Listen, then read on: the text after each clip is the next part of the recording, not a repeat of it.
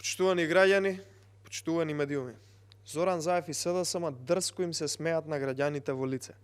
Празнициве, додека Заеви јадеа во златни лажици и вилјушки по дома, Зоран Заев успел да го зголеми бројот на лични советници во влада и да назначи плюс нови од тие што веќе ги имаше.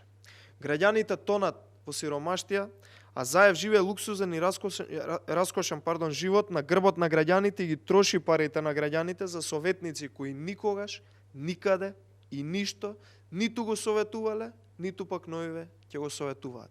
Едноставно се назначени како награда за да земат дебели плати од приближно 1000 евра месечно платени од граѓаните.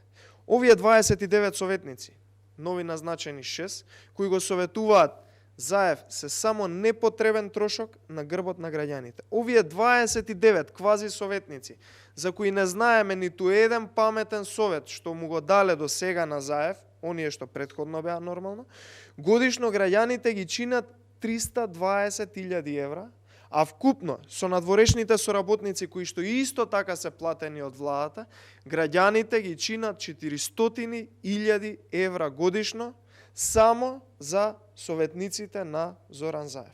Само пред неколку месеци беше објавена листата на советници и сите заедно чинеат 240.000 евра. Зашто и јавно излеговме од оваа говорница и говоревме и тогаш. А сега сумата се зголемила прилично многу. Дрскоста е толку голема што во време на сериозна економска криза и здравствена пандемија, кога над 55.000 луѓе останаа без работа и десетици илјади ученици се надвор од образовниот процес заради немање финансии да следат настава електронски, Заев назначува 29 советници, односно, како што реков, 6 повеќе од претходно.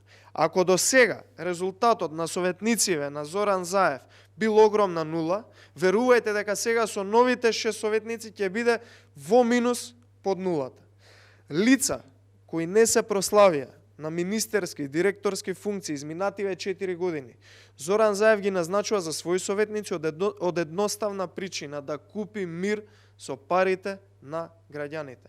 Факт е дека ниту поранешните министри Едмонд Адеми и Аксел Ахмедовски, ниту пак Љубе Бошковски, ниту пак поранешните директори од храна и ветерина и од македонски шуми немаа до сега никаков успех на своите позиции, а нема да имаат ниту сега како советници. Бидејќи да знаеле и да имале познавање за своите функции, веќе ќе го применеле на министерските и директорските позиции. Очигледно, наместо овие 400.000 евра да одат за советници кои немаат никаков успех, можеа да се пренаменат за инвестиција онаму каде што е најпотребно, тоа е во здравството, за помош на стопанството, за отварање нови вработувања, за инвестиции во образованието.